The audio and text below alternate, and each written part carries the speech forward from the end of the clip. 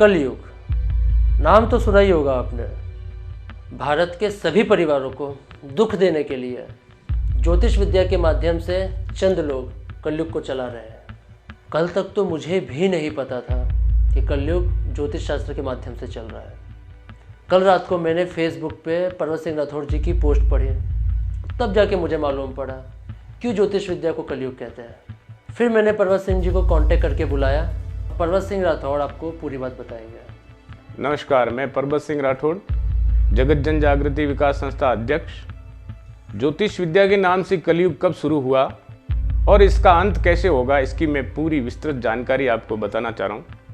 विस्तृत जानकारी के लिए दुनिया के वैज्ञानिकों, राजनेतागण, अधिकारीगण, साधु संत, पंडित लोगों और तमाम जहान के 750 करोड़ लोगों, मैं आपका ध्यान उस परमेश्वर के पास ले जाना चाह रहा हूँ जिसने जमीन आसमान को बनाया और तमाम सृष्टि को पैदा किया, जिससे ये पता चलेगा कि इस ज्योतिष विद्या के नाम से जो कलयुग चल रहा है उसकी शुरुआत कब हुई और इसका अंत कैसे होगा। कलयुग का अंत करने के लिए सबसे पहले परमेश्वर की कुदरत को जान लेना अति आवश्यक होता है। जब तक हर इंसान परमेश्वर की कुदरत को नहीं जान लेता तब तक इस कलयुग का अंत नहीं हो जाता। अब मैं आपको सृष्टि की रचना के बारे में जानकारी देना चाहता हूं। सबसे पहले जल, जिसे H2O बोला जाता है, इसके अंदर ज्योति स्वरूप, निरंजन और निराकार, जिसे अग्नि, जल और वायु कहा जाता है। अग्नि का मतलब होता है रोशनी पैदा करना, जल का काम है बीज को पैदा करना और वायु का काम है दम पर किसी जीव को खड़ा करना। जब ये तीनों ही जीव मिलते हैं तब एक जीव की उत्पत्ति होती है और इन तीनों ने मिलकर एक बहुत बड़ा पिंड बनाया। उस पिंड में कुछ अर्सा गुजरने के बाद में एक बहुत बड़ा विस्फोट हुआ। वहां से आवाज निकली और आवाज के साथ ही बारिश का होना और अग्नि का पैदा होना हुआ। जैसे ही वो विस्फोट हुआ, ब्रह्मांड की रचना हुई और जमीन की रचना हुई। ब्रह्मांड के अंदर सूर्य, चंद्रमा, नक्षत्र, ग्रह, तारे वगैरह का निर्माण हुआ और जैसे ही पृथ्वी पर इसका निर्माण होते ही जैसे ही पृथ्वी पर जल बरसना शुरू हुआ तब जीवों की उत्पत्ति हुई। जीवों की उत्पत्ति में सबसे पहले झाड़ वनस्पति पैदा हुआ। जो एक जल रूपी बीज है, उस बीज से जितने भी वृक्ष, पेड़, पौधे, फल, फूल, अनाज वगैरह की फसलें जो पैदा होती है वो सबसे पहले पैदा हुई। उसके बाद में अनबोले जीवों का उत्पन्न हुआ। अनबोले जीवों के अंदर वायु में उड़ने वाले जीव, जमीन पर चलने वाले जीव, जल में रहने वाले जीव और उभयचर, जिससे बोलते हैं जल में भी रहते हैं और पृथ्वी पर भी रहते हैं। इन जीवों का पैदाइश हुई। उसके बाद में मनुष्य पैदा हुआ। जब ये चारी सृष्टि का निर्माण हो गया तो सभी के अंदर, प्राणी मात्र के अंदर, झाड़ वनस्पति के अंदर और मनुष्य के अंदर जल, अग्नि और वायु का प्रवेश हुआ। ये तीनों ही क्रियाएं हर प्राणी मात्र के अंदर साक्षात रूप में काम करती है। जैसे जल के बिना आदमी जिंदा नहीं रह सकता, रोशनी के बिना भी जिंदा नहीं रह सकता और वायु के बिना भी जिंदा नहीं रह सकता। ये तीनों ही चीज प्राणी मात्र के घट के अंदर है। ये सारा ही खेल जो बना है इन तीन का है। इस तीनों ने मिलकर के इस ब्रह्मांड की रचना रची। अब सांड जो सूरज है उनका काम है तमाम सृष्टि को रोशनी देना। वायु का काम है तमाम जीवों को अपने दम पर खड़ा करना और जल का काम है विस्तार करना।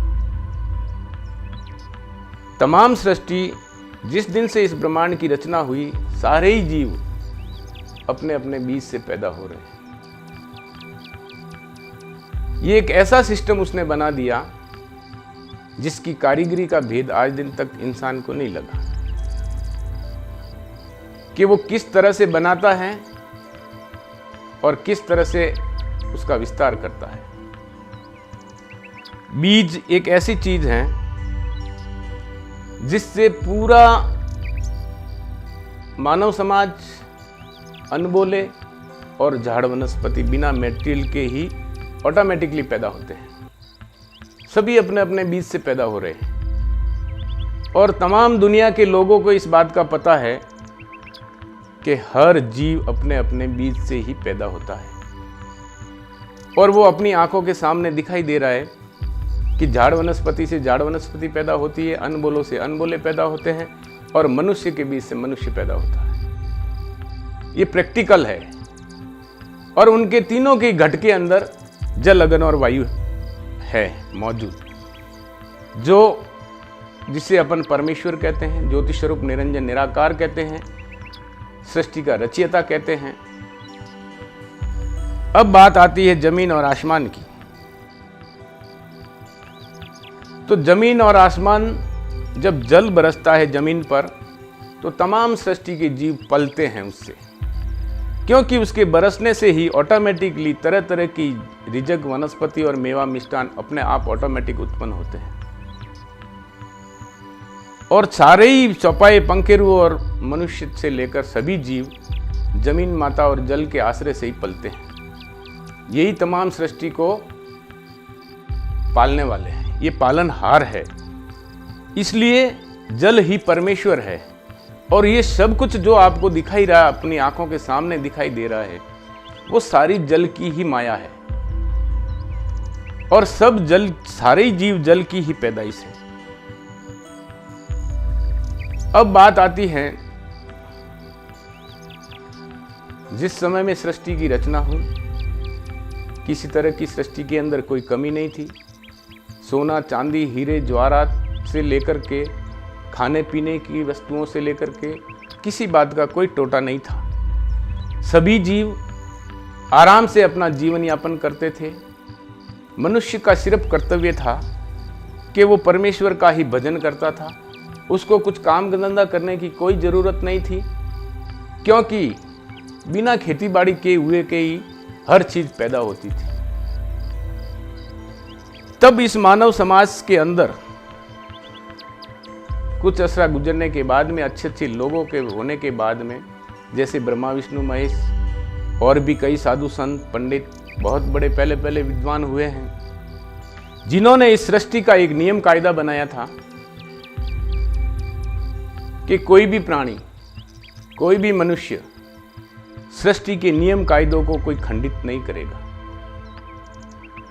वो नियम कायदे क्या थे? नेकी पे चलना, धर्म पर चलना और न्याय की बात करना। और उनको ये पता था कि परमेश्वर हमारे अंदर ही है, इस बात का उनको पता था। उनको मंदिर, मस्जिद, गुरुद्वारे वगैरह या चर्च बनाने की कोई ज़रूरत नहीं थी, क्योंकि साक्षात परमेश्वर हर आत्मा में था। संसार में भी लोग कहते हैं कि आत्मा ही परमात्मा है और सब में परमेश्वर का रूप है और सब में मालिक की रोशनी है और सब में कुदरत है। जिस पैटर्न से उसने जमीन आसमान को बनाया, उसी पैटर्न से तमाम जीवों को पैदा किया। अब बात आती है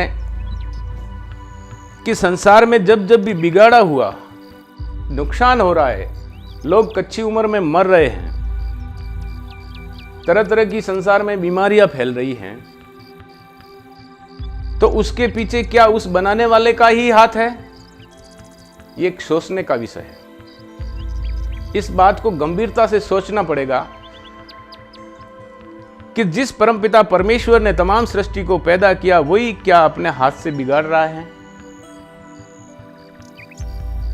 ऐसा नहीं हो सकता, क्योंकि एक मनुष्य जब अपने हाथ की बनाई हुई किसी चीज को नहीं बिगाड़ सकता है, तो परमेश्वर अपनी प्यारे इस कुदरत के बगीचे को अपने हाथ से हरगिज नहीं बिगाड़ सकता। अब यहां बात आती है बिगाड़े की, नुकसान की, कच्ची उम्र में लोगों के मरने की, अकाल पड़ने की, तरह तरह की बीमारियां फैलने की, भूकंप होने की, और कई तरह के जो विघ्न संसार में हो रहे, उसके पीछे क्या कारण है? मानव समाज में से ही एक दानव समाज की उत्पत्ति हुई। यानी सृष्टि के अंदर तमाम दोनों लोगों के मुंह से भी ये बात आती है कि दानव और देवता, सृष्टि पर दानव भी हुए हैं और देवता भी हुए हैं। दानवों का काम क्या था कि सृष्टि का विनाश करना हर तरह से, और सृष्टि पर अपना राज करना।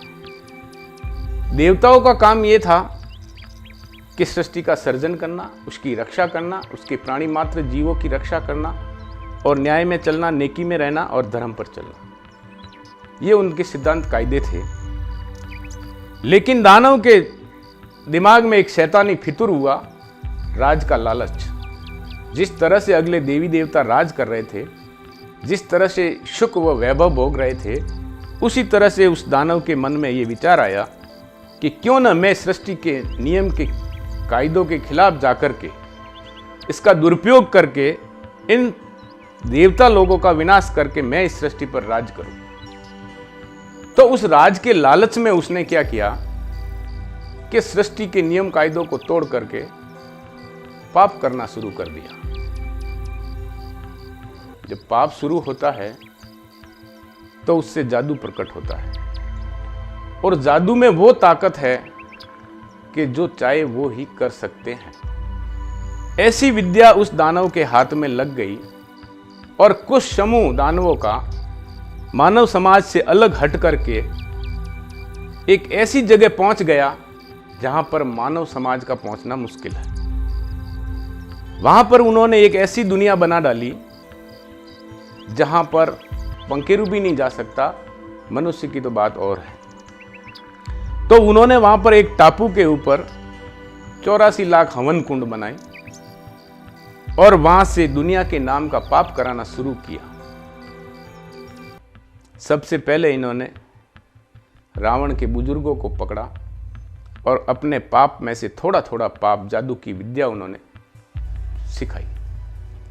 जब रावण पैदा हुआ तो रावण को यह विद्या पूरे तौर से उसको सिखाई, और उसको यह कहा गया कि तू तमाम दुनिया के ऊपर चकवे राज करेगा अगर इस विद्या को काम में लाता है तो इन लोगों ने क्या किया कि रावण को ये राक्षसी विद्या का पाप सिखाया, और रावण ने राक्षसी विद्या के नाम से इंद्रजाल का पाप चलाया। इंद्रजाल कहते हैं इस ज्योतिष विद्या को, इस जाल को, ऐसी किताबों को जिसमें आगम लिखी हुई हो, पर्चों के बारे में लिखा हुआ हो, अवतार के बारे में लिखा हुआ हो, और कई ऐसी बातें लिखी हुई झूठी, वो पूरे संसार को रावण ने पकड़ा दी, और रावण ने इस कुदरत को, इस परमेश्वर की रचना को भुला दिया। संपूर्ण मानव समाज जब परमेश्वर को भूल गया और तमाम सृष्टि पर उसका जाल फैल गया, तब उसने शनिचर जी महाराज के नाम का एक शख्स हुआ था, उसको अपने राक्षसी पाप से कल पाया। तब शनिचर जी महाराज को पता चला कि मरा हुआ शख्स कभी वापस नहीं आता है, और मुझे ये मरे हुए आकर के किस तरह से कल्पाते हैं और किस तरह से तकलीफ देते हैं। तब उनको ये पता चला कि संसार में जो किताबें झूठी चल रही थी, टिप्पणे चल रहे थे और शताब्दी पंचांग चल रहे थे, जिन्हें बावण घर घर बाजते फिरते थे, पढ़ते थे और लोगों को कानों कान सुनाते थे कि इस बरस में ये होगा, ऐसा होगा, लड़ाइयाँ होगी, दंगे होंगे, अकाल पड़ेगा। ऐसी किताबों में जब शनिचर जी महाराज ने देखा कि पूरा संसार परमेश्वर की रचना को भूला हुआ है और इस जाल पर चल रहा है, तब विभीषण को पकड़ कर पूरा पूरा तंग किया उन्होंने। तब विभीषण ने कहा कि मेरा भाई रावण लंका के अंदर गुप्ती पाप करा रहा है, जहाँ पर उसने 84 लाख हवन कुंड बनाए हैं और तमाम दुनिया के नाम से वो राक्षसी पाप वहाँ करवाता है, जिसे दुनिया पूरी स्वर्ग नरक बोल रही है। उस स्वर्ग नरक पर, उस पाप करने की जगह पर रावण हमेशा दुनिया के नाम से जीवड़ों को कल्पाता है और संसार के अंदर उसकी वजह से अकाल पड़ जाता है, कच्ची उम्र में लोग मर जाते हैं, तरह तरह की बीमारियां फैल जाती है। ये बात विभीषण ने उन्हें बताई। जैसे ही इस बात का पता चलते ही उसने रामचंद्र से ये कहा कि हे महाराज, पूरा संसार परमेश्वर की रचना को भूल चुका है और रावण के जाल की माला फेर रहा है, और जो स्वर्ग नरक है वो रावण के घर का राक्षसी पाप है, जिसे स्वर्ग नरक सुझा रखा है कि मालिक वहाँ बैठा है और मालिक नारगी में डालता है। क्योंकि मालिक तो रचना रचने वाला एक है, दो कभी हो ही नहीं सकते। जब तमाम संसार ने ये विचार किया कि जब 84 लाख कुंडियों पर बैठा हुआ मालिक कौन है और सृष्टि का रचयिता मालिक कौन है, जब इस बात का पता चला कि सृष्टि को रचने वाला ज्योति स्वरूप निरंजन निराकार है और वहां जो बैठा है वो रावण बैठा है और रावण दुनिया के नाम का पाप करवा रहा है, तब फौरन ही संसार के लोग सारे समझ गए और बड़ी भारी फौज करके रावण के जाल को मिटाया और रावण की औलाद समेत उनको मार दिया। तब फिर संसार में सतयुग होने लगा। फिर कुछ अरसा गुजरने के बाद में हिरण्यकश्यप को यही राक्षसी पाप उन लोगों ने सिखाया जो दानव प्रवृत्ति के लोग थे। तो हिरण्यकश्यप ने भी वही पैटर्न अपनाया, वही जाल की किताबें, टिप्पणा और दुनिया में ये जाल फैलाया और परमेश्वर को बुलाया। तो नरसिंह जी महाराज को पता चलते ही उसके पाप को भी छुड़ा दिया। फिर कंस राजा को इन्होंने सिखाया, तो कंस राजा ने भी वही पैटर्न चलाया, जादू चाला के नाम से टिप्पणे चलाए, किताबें चलाई झूठी और जाल से पूरे संसार को भ्रमित कर दिया। तो उस जाल को कृष्ण जी महाराज ने छुड़ाया, जो पूरी गीता भरी पड़ी है, मेरे कहने की भी जरूरत नहीं है। उसके बाद में कारून बादशाह को इन्होंने ये पाप सिखाया। तो कारून बादशाह ने भी वो पैटर्न अपनाया, सीधा साधा ज्योतिष विद्या, काफिर विद्या, इंद्रजाल कहते हैं, वो टिप्पणा और सीखी, और ये दैनिक रोजमर्रा की काम आने वाली विद्या है। तो पूरे संसार को ये विद्या पकड़ा दी और पूरे संसार की मौत उसमें लिख दी और संसार को मालिक बुला दिया और राक्षसी पाप से संसार को गारत करके अकाल पड़ाने लगा। और उसने अकाल पड़ा करके सारी सृष्टि का धन इकट्ठा करके 40 डोंगरी यानी 40 गंज धन इकट्ठा करके एक जगह पे लाया। फिर गुरु नानक को इस बात का पता चला कि संसार के अंदर ये जितने भी विघ्न हो रहे हैं वो इस ज्योतिष विद्या की वजह से हो रहे हैं, क्योंकि ये लोग पहले 6 महीने पहले संसार के लोगों को कानों कान पहले सुना देते हैं, फिर वहां पाप करते जब वो सारी बातें सच्ची हो जाती हैं। इसी तरह से आज वर्तमान इस कलयुग के अंदर तमाम सृष्टि के अंदर ये ज्योतिष विद्या के टिप्पणे और जाल की झूठी किताबें संसार में चल रही है, जिसके अंदर 84 लाख कुंडियों का हवाला लिखा हुआ है और आदमी को परमेश्वर सुझाया हुआ है। आज हर जाति हर मजहब के लोग उस ज्योति स्वरूप निरंजन निराकार को भूल चुके हैं, जिसने जमीन आसमान को बनाया, और अपने तौर पर आदमी को परमेश्वर ख्याल करके बैठे हैं। यानी कि हिंदुओं में ये कहते हैं कि सृष्टि की रचना ब्रह्मा विष्णु महेश ने रची, मुसलमानों में ये कहते हैं कि अल्लाह ताला ने रची, ईसाइयों में कहते हैं कि ईसा मसीह ने रखी, जबकि आदमी के हाथ में रचना रचनी है ही नहीं। आदमी के हाथ में उस मालिक ने कुछ रखा भी नहीं। झाड़ वनस्पति जो है वो धूप में खड़े रहते हैं लेकिन तमाम सृष्टि को पालते हैं। वो परोपकारी है।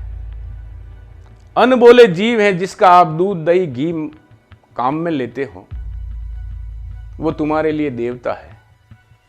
वो आपसे पैसा नहीं लेते हैं और ना ही झाड़ वनस्पति आपसे पैसा लेती है। जो कुछ भी ये सुविधाएं बनाई है वो सिर्फ मनुष्य के लिए ही बनाई थी। अब लालच करते करते इन लोगों ने कलु काल के नाम से ये ज्योतिष विद्या का जाल संसार में फैलाया।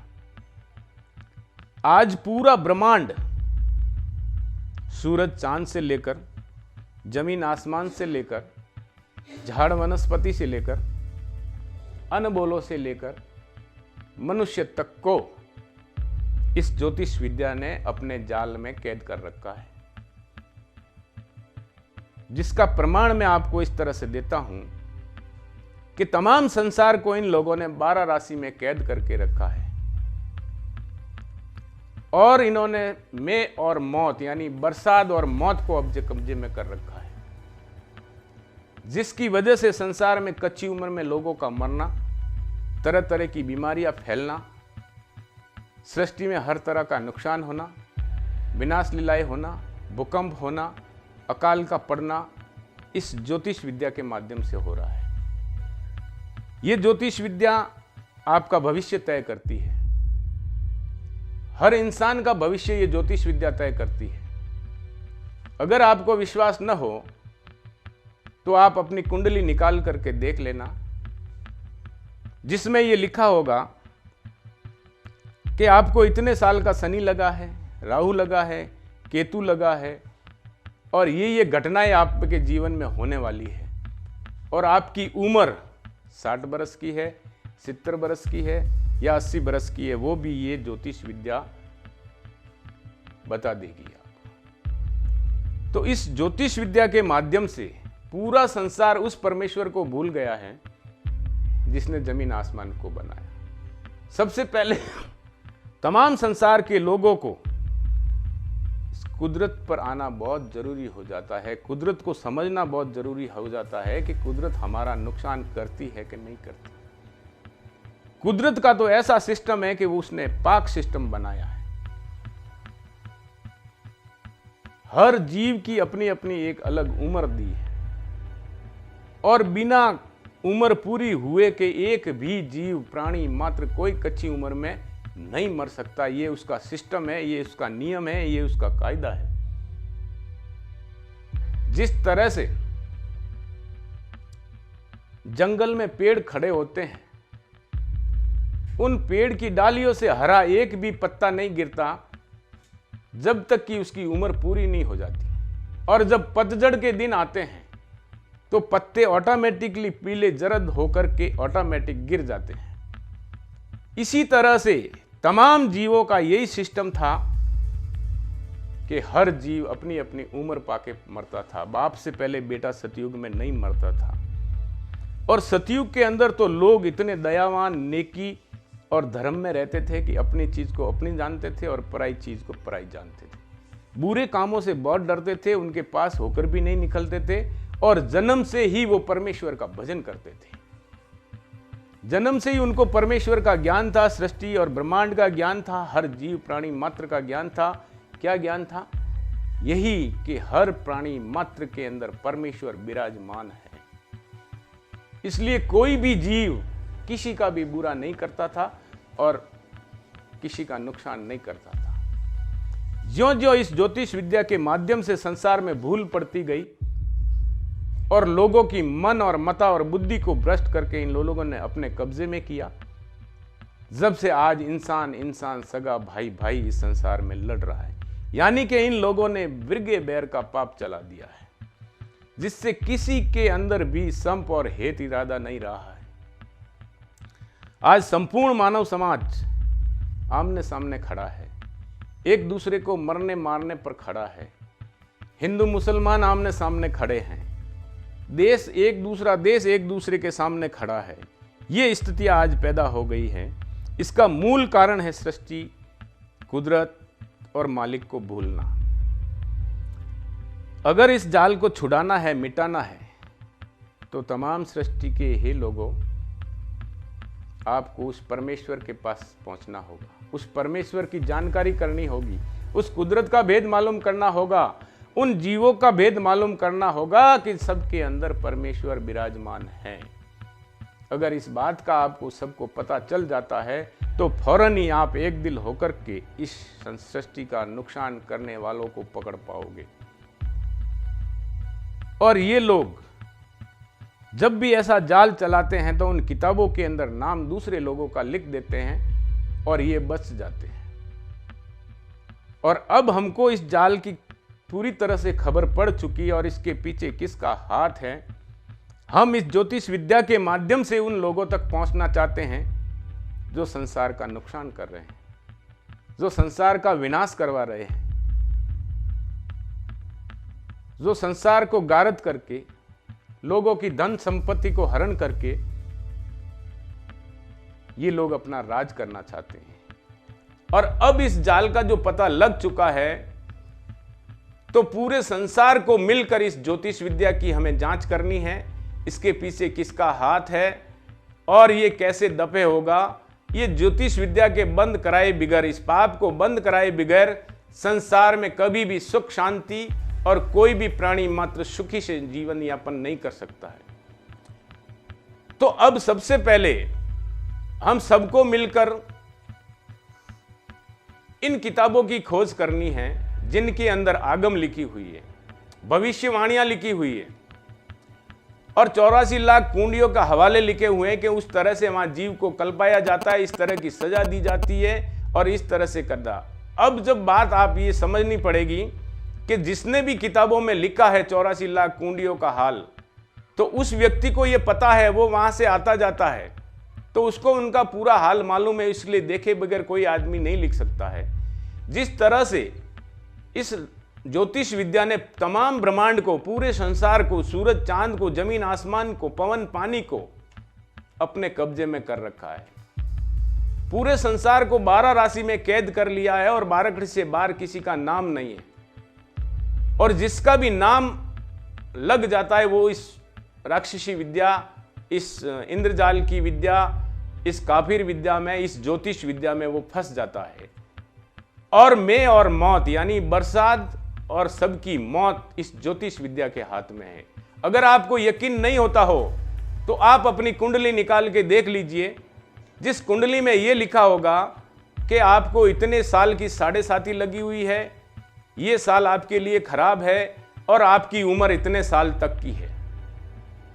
एक आदमी जो लिख करके पूरे संसार के आदमी, पूरे वर्ल्ड के चौपाई, पंकेरु, झाड़, वनस्पति, सूरज, चांद को अपने कब्जे में कर सकता है जादू की विद्या से, तो उसने ऐसा लॉजिक तैयार करके पूरे ब्रह्मांड को इस ज्योतिष विद्या के जाल में फंसा रखा है। और जो भी शख्स इसमें फंस जाता है फिर उसका निकलना मुश्किल हो जाता है और लोगों को यह भी पता नहीं लगता कि हमारा नुकसान क्यों हो रहा है और कैसे अच्छा होगा। अगर तमाम संसार के लोग ये चाहते हैं कि हम सतयुग की तरह, उस जमाने के लोगों की तरह आनंदमय जीवन जीना चाहते हैं, तो इस ज्योतिष विद्या के जाल को इस धरती से मिटाना होगा। तभी आपकी उम्र बढ़ेगी, आपको हर तरह का सुख व आराम मिलेगा, 12 ही महीने में बारिश होती रहेगी, कभी कोई कच्ची उम्र में नहीं मरेगा, हर तरह का सुख व आराम होगा, वैभव होगा, धन दौलत द्रव्य माया जो आज नहीं है फिर से इस जमीन के पेट में प्रकट होने लगेगी और किसी को किसी तरह की कोई तकलीफ नहीं उठानी पड़ेगी और हम सब मिलकर ही इस बात को अंजाम दे सकते हैं। और उन चोरों तक तभी पहुंचा जाएगा जब इन वेदों की, इन किताबों की, इन झूठी जाली किताबों की जांच होगी और वो चोर सब पकड़ में आ जाएंगे। स्वतः ही किसी का नाम लेने की भी जरूरत नहीं है और जैसे ही वो पकड़ में आते हैं वो खुद कहां पर चोरी कर रहे हैं, कहां पर उन्होंने वो अड्डा बना रखा है, वो स्वतः ही संसार के सामने बता देंगे और संसार मिलकर के उस पाप को मिटाएंगे। तभी जाके संसार में भला होगा, क्योंकि आगे आगे भी जब जब भी इस दुनिया के अंदर इस इंद्रजाल का पाप चला है, राक्षसी विद्या का पाप चला है, ज्योतिष विद्या के टीपणे शास्त्र चले हैं, अगले लोगों ने दुख पापा करके उनको जान से मार करके इस पाप को छुड़ाया है, तब जाकर के सतयुग रहा है, इस धरती पर अमन अमान रहा है। आज पूरे वर्ल्ड के अंदर एक समय में 100 साल पहले यहाँ सोने चांदी की करेंसी पूरी दुनिया में चलती थी, लेकिन उन जाली लोगों ने, इस ज्योतिष विद्या की चलाने वालों ने तमाम संसार का सोना चांदी और धन अपने कब्जे में करने के लिए आज पूरी वर्ल्ड के अंदर कागज की करेंसी चला दी, जो कागज की करेंसी किसी भी काम की नहीं है। एक टाइम का चूल्हा भी आप उससे नहीं जला सकते हो। तो कागज की करेंसी के जरिए के माध्यम से इन्होंने जितना भी दुनिया का धन था, सोना चांदी था, हीरे जवाहरात थे, वो अपने कंट्रोल में कर लिए। इसलिए कंट्रोल में किए कि पूरी दुनिया को गरीब बना करके, नौकर चाकर बना करके उस पर अपनी हुकूमत चलाना है। स्वयं ये ज्योतिष विद्या ये बयान करती हैं। मैं आपको कुछ इसका ही श्लोक पढ़ के सुना देता हूं कि कुलायन यंत्र के अनुसार तांत्रिक प्रवृत्ति ये सांसारिक वस्तुओं की उपलब्धि के लिए होती है। यानी संसार में जितनी भी वस्तुएं हैं, जितना भी सोना चांदी है, जितने भी हीरे जवाहरात है, उनकी प्राप्ति के लिए होती है। इसका फल बिल्कुल शीघ्र होता है। इस विद्या को जैसे ही शुरू किया, इसका तुरंत ही फल मिल जाता है। महाकाव्य और पुराण में भी इस रहस्यमयी, गूढ़ और गोपनीय विद्या के बारे में उपज्ञान के रूप में प्रचुर मात्रा में पाया जाता है। यानी कि इस विद्या के बारे में अगले लोगों ने भी किताबों में लिखा है कि ये विद्या बहुत ही खराब है। ये सभी वर्णन प्रयोग रूप में सिद्ध होते हैं। ये जितनी भी खराबियां हो रही है, जो भी अकाल पड़ रहा है, इसका प्रयोग के रूप में इसका कार्य किया जाता है। यह विद्या पहले राक्षसों के बीच में थी। ये शुरू से कहां से आई ये विद्या? राक्षसों के पास में। मैंने जैसे ही पहले आपको बताया कि दानव और देवता, तो ये विद्या दानवों के पास में थी।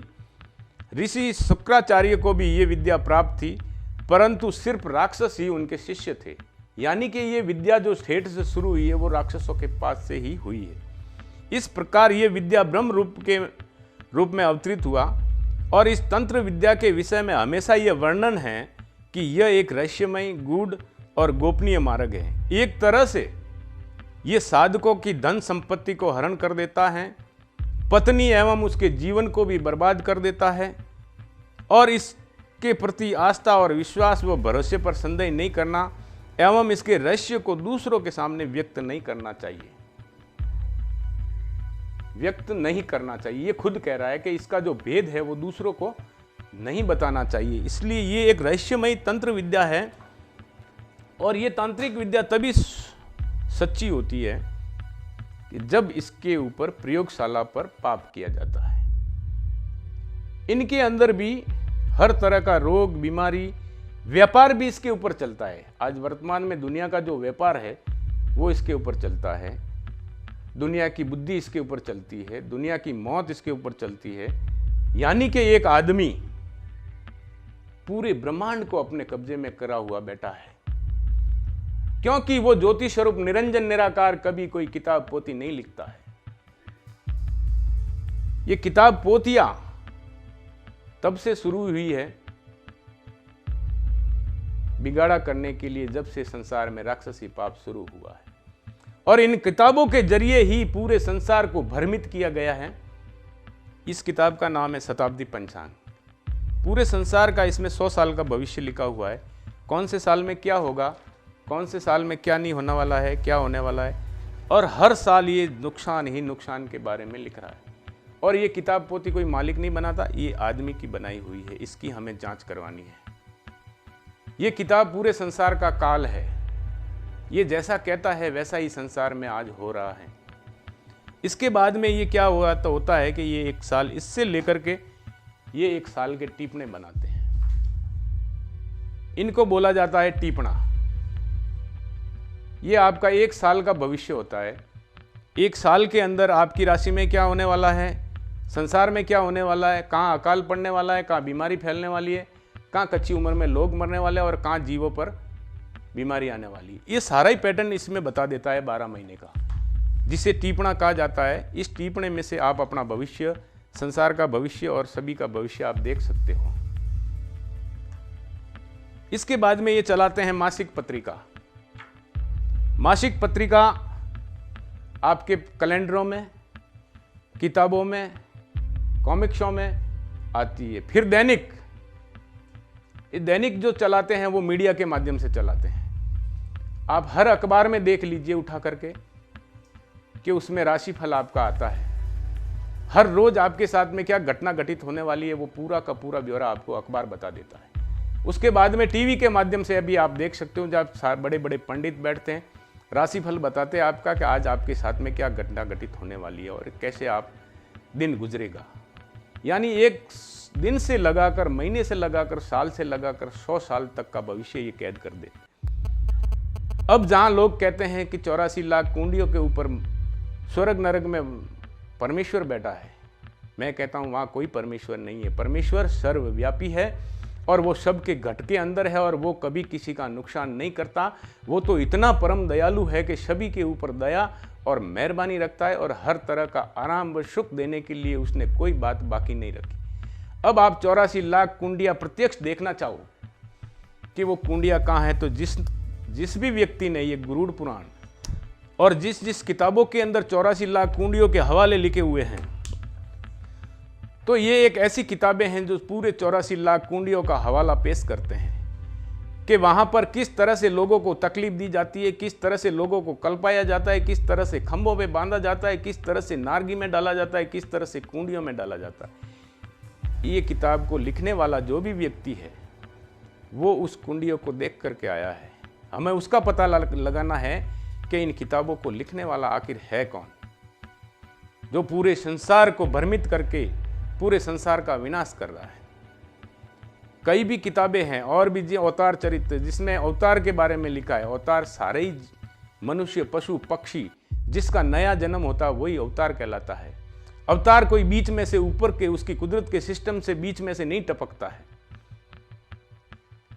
यानी कि जब भी कोई सृष्टि पर नया जीव पैदा होता है तो उसका ही नाम अवतार है। और अवतार करके संसार को भरोसे पे बुला दिया है। और अवतार भी इन्हीं राक्षसी पाप, इस षड्यंत्र का नाम है, जिससे सारे लोग खामोश हुए अवतार के भरोसे बैठे रहेंगे और इन किताबों की तरफ किसी का ध्यान नहीं जाएगा, तो हमारा राक्षसी पाप अच्छी तरह से चलता रहेगा। लेकिन दोस्तों, अब इस पूरे ब्रह्मांड में विनाश लीला जिस प्रकार से हो रही है उसका पूरा सबूत सहित हमें पता लग चुका है।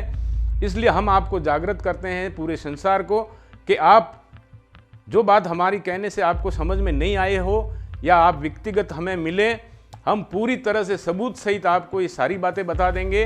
और इसके अंदर आप उस परमेश्वर का ध्यान करते हुए तमाम सृष्टि के लोग एक दिल होकर, जब तक इस राक्षसी पाप को, इस ज्योतिष विद्या को नहीं मिटाओगे इस संसार से, तब तक संसार में किसी का भी भला होने वाला नहीं है। जिस तरह से इसने लिखा है वैसा ही आपके साथ में होके रहेगा।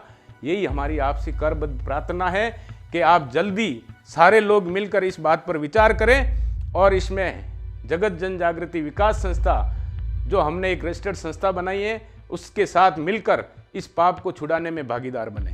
धन्यवाद। हाँ, ये कलयुग है, इस किताब का नाम कलयुग है और इसका स्वर्ग नरक नाम है। ये दोनों ही किताबें मिलकर के पूरे संसार को बर्बाद कर रही है। इसलिए इसकी जांच कराना हर प्राणी मात्र का कर्तव्य बन जाता है। भाइयों, अगर आपको अपनी अपनी औलाद प्यारी है और औलाद को आप तो चले जाओगे, सोचो पीछे आपकी औलाद का क्या होगा। अपनी औलाद को सुखी, वो ऐश आराम कराना चाहते हो तो इस राक्षसी पाप को मिटाओ, तभी जाकर के पूरे संसार में अमन चैन होगा, हर तरह का सुख, वैभव और आराम मिलेगा और फिर से इस धरती पर सतयुग हो जाएगा।